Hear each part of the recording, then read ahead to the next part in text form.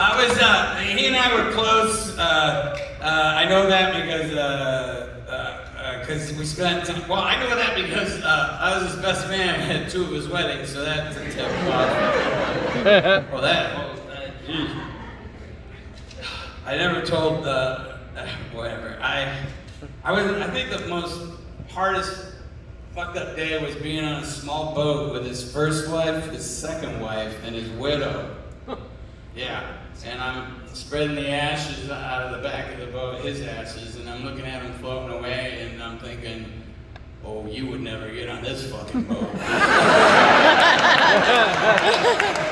gonna jump in there with you, buddy.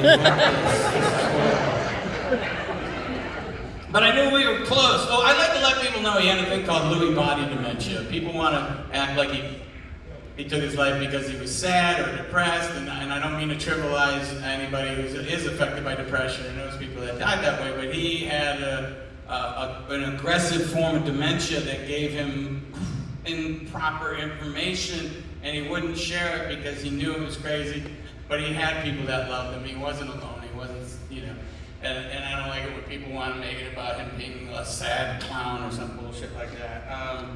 But I know he and I were close because I spent a lot of time with him bored out of my fucking mind.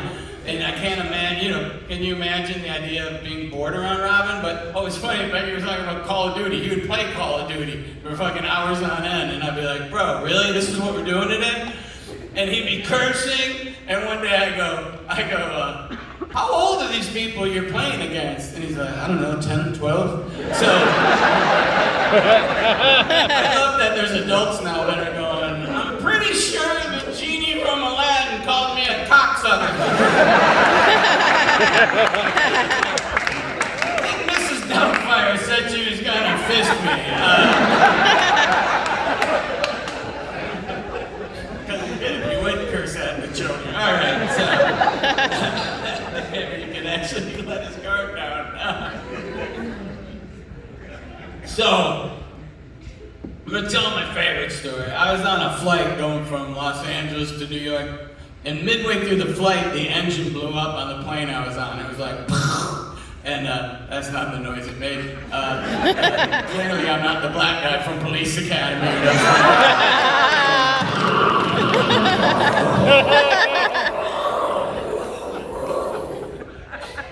By the way, I got ambushed by TMZ. They stuck a camera in my face and they go, hey Bobcat, they're rebooting Police Academy. Don't you think the original cast should be in it? I was like, no. And they go, why not? I go, because a lot of us are dead. I said if they're going to reboot it, they should do what they did to 21 Jump Street and make it a comedy this time.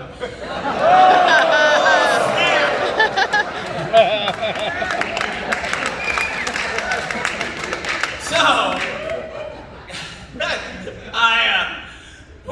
I was on a plane and the engine blew up and it didn't coast. It was American Airlines, a jet, and it just dropped. It was dropping and people's drinks hit the ceiling and people were crying and people were praying. And I said, stay calm. That's how you survive something like this. And listen to the pilot. And the pilot got on. The pilot goes, hello, ladies and gentlemen. This is the pilot. There's no reason to be alarmed. We're going to land in Cleveland in 2 to 2.5 minutes. It would have been more calming if the pilot was like, ah!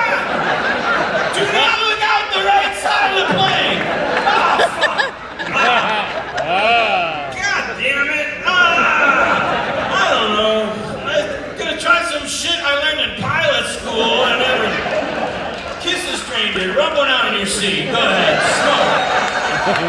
That would be more comforting. Because that's the sound of death when someone's calm.